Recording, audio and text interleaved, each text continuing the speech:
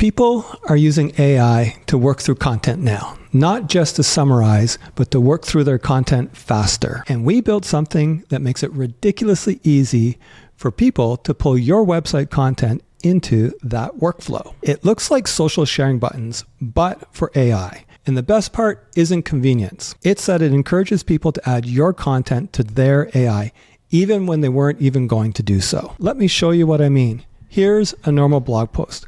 Without AI PromptThis, people need to click on the URL, copy it, go over to the AI tool, paste, think of a prompt, and go. With AI PromptThis, it's one click. Your content with a prompt that you choose, possibly optimized for your user, placed into their AI tool directly. So instead of hoping that your content makes it into your user's AI workflow, you're making it the next obvious step. In the next few minutes, I'll cover what is AI PromptThis, what makes it valuable in the long term, and how to use it without it turning into an exit button.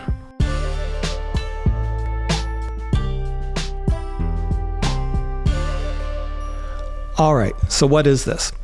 AI PromptThis is a WordPress plugin that works by giving you a Gutenberg block. You drop it into a page or a post and it generates buttons for AI tools, ChatGPT, Claude, or Perplexity at this moment. Each button opens up the client's, the person's, the visitor's AI tool and loads their AI tool with your page URL and a prompt that you've created. The best mental model is social sharing buttons. But instead of sharing to a social network, they're adding your content to their AI context. Now, that's just how it works.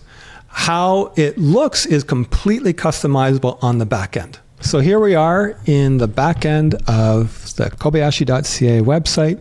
This is our AI PromptThis block. If you can see here, we click on here.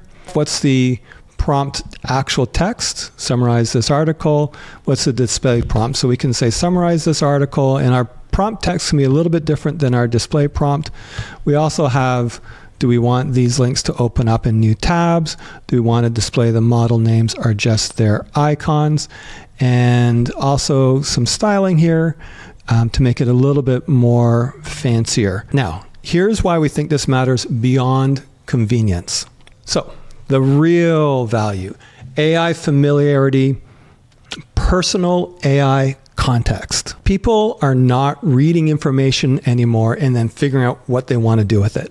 They process it, meaning they want to question it, query it, compare it to other options, and use it to make decisions, all within their AI workflow. So the durable value of AI PromptThis is AI usability and AI familiarity. When someone brings your domain and your content into their AI, your site and information becomes part of their personal AI context. You become a familiar reference in the system that they use to work through their decisions. This is a totally different outcome than they visited your website, read your content, kind of liked it. Maybe they might use it or reach out to you in the future. And it matters because AI responses are more and more shaped by what that person has interacted in the past, what they keep bringing into their workflow and referencing. So the goal isn't to get them to click an AI button. The goal is to make it natural for your content to be referenced by the system that the person is using personally.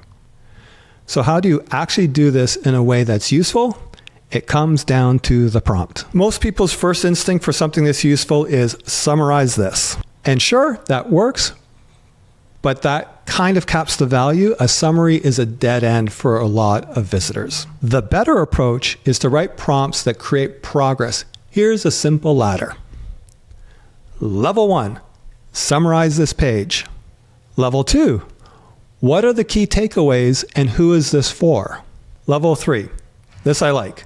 Review this page and tell me how it might be relevant to my business and list possible next steps. That third one is where it's really showing you how you can possibly move a person forward rather than just compressing information. And you can tailor the prompt to the type of content you're writing for.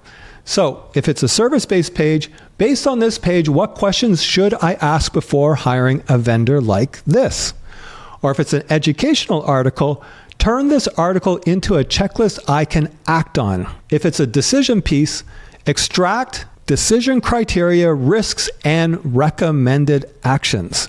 The prompt is the difference between your content getting skimmed and your content being used within the context of your visitor and potential client. There's a catch, and it's important. Don't turn it into an exit button and when disposable input fits. If you put it at the very top of your post and your prompt is summarize this, you're basically inviting the person to exit your page before they even have gone through your page and found your call to action. While that's not necessarily a bad thing, after all, it might be really great for your visitor, you do have their attention, so why don't we try to make the most of it? Here's the approach we recommend for placement and pairing. First, placement. Place it further down the page, maybe near the end, or at least after the main piece of value has been delivered on your content. Second, open in a new tab. Your site remains active in the background. Third, pair it with a next step, either right beside it or under it, such as download a checklist, book a call, request an audit, whatever fits on that page. What we want is for your page to become part of their workflow, and the way back to you is obvious. Now, we wouldn't recommend this for every single website, so what businesses or organizations should use this? This tends to be a better fit for service-based business, less so than publishers. If your content is there to deliver trust and generate leads, this can work really well because AI can't replace what you actually deliver. AI just helps people understand and decide faster. Basically, if you're doing content marketing to build trust, this is for you. If your business model is dependent on keeping people on site and getting affiliate links and traffic, this is something that you need to be more careful of because essentially you're creating an off-site interaction. That still might be okay if it's valuable for the user. However, it might have some downward pressure on some of your most valuable metrics, so you need to weigh that. So if you're going to test it, keep it simple. Pick a handful of blog posts and pages. Maybe don't roll it out all at once. Choose content that you can imagine people will want to synthesize, summarize, get next steps from, transform to understand within their particular industry or job title, or somehow integrate into their workflow with their specific context. Place the block a little bit further down, maybe near the bottom. Use a progress-based prompt. Put your call to action next to it. Then monitor what matters.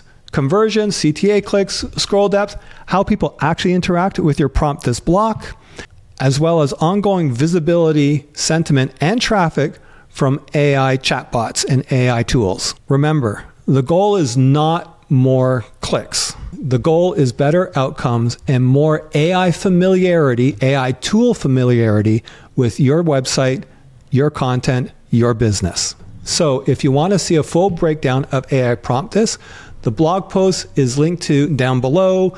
And if you want AI PromptThis added to your website, reach out to us. We can implement it as a custom block on your website.